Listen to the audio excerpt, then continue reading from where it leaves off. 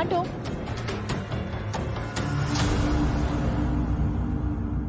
Banjara hills road number 29. ఎక్కడ madam?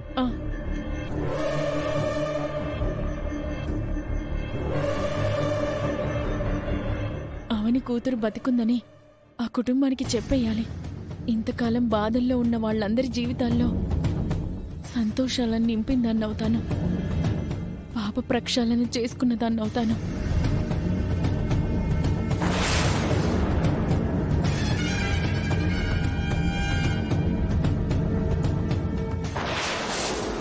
బాబు బాబు తొందరగా పోనివ్వండి. సరే మేడం. ఆ పాప నేను వదిలిపెట్టి 5 సంవత్సరాలు దాటిపోయింది. ఇప్పుడు ఎలా ఉందో, ఎక్కడుందో, ఎవరి దగ్గరికి చేరుకుందో.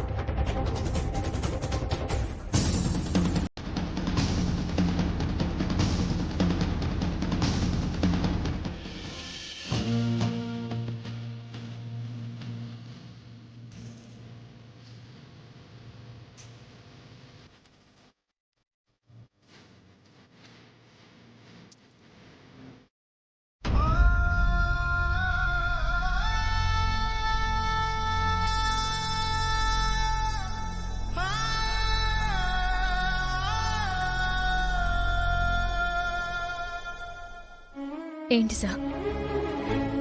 నన్ను సార్ అని పిలవకు. కాసేపు నన్ను నీ బావ అనుకో, నీ భర్తననుకో. నీతో కొంచెం మాట్లాడాలి. అలా అనుకోవడం ఎందుకులేండి.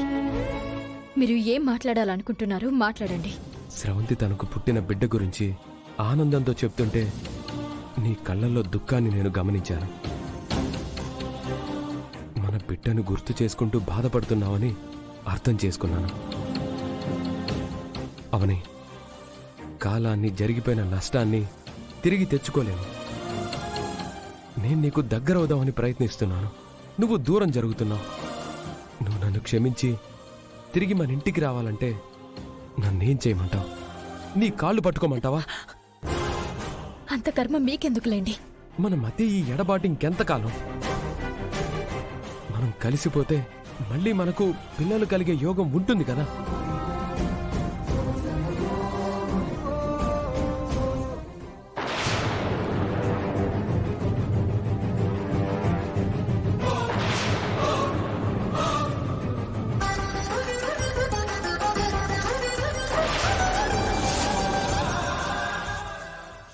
నాది క్షమించే గుణం కాబట్టే జరిగింది మర్చిపోవడానికి నేను ఈ ఆఫీసులో చేరిన దగ్గర నుంచి బాధని మనసులోనే దాచుకుని అందరితో సరదాగా ఉంటున్నాను. అలా అని తిరిగి నీతో కాపురానికొస్తే నా బ్రతుకు బావుంటుందనే నమ్మకం నాకు లేదు. ఏదైనా, ఏ విషయంలో అయినా అపార్థాలు తలెత్తితే మొదట బయటికి గెంటేసేది నన్నే. ఈసారి అలా జరగదవని. జరిగిన ప్రతిసారి నువ్వంటున్న మాట ఇది.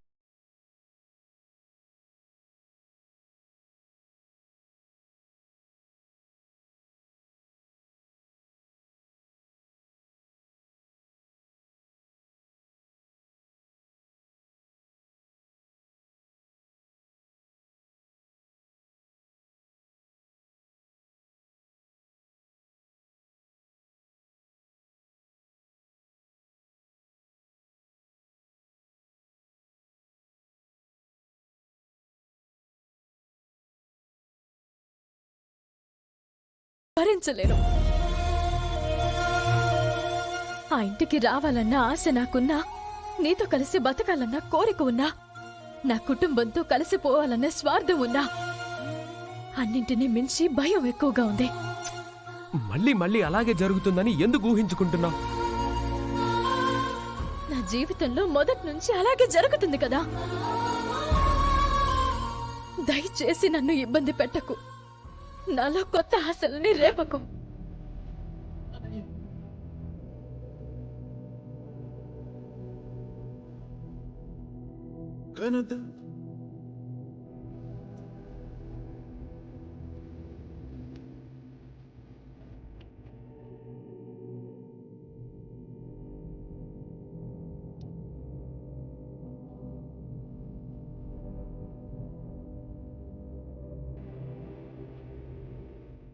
మాకి ఎందుకు ఈ పరీక్ష?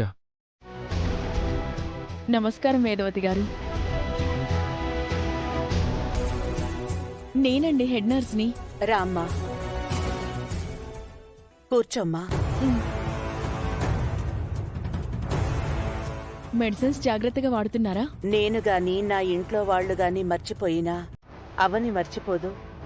సమయానికి తనైనా వస్తుంది, ఫోన్ అయినా చేసి గుర్తు చేస్తుంది.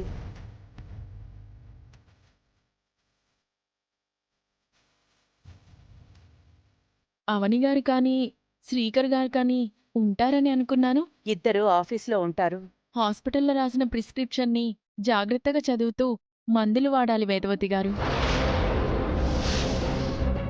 అది ఏమైందో తెలీదు, కనిపించకుండా పోయింది.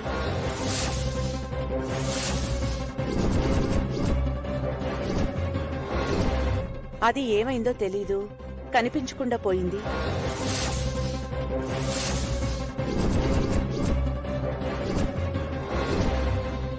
అవనికి మందుల విషయం బాగా గుర్తుంది కాబట్టి సరిపోయింది. ఓ అందుకేనా అవని నేను రాసిన మ్యాటర్ని చదవలేకపోయింది.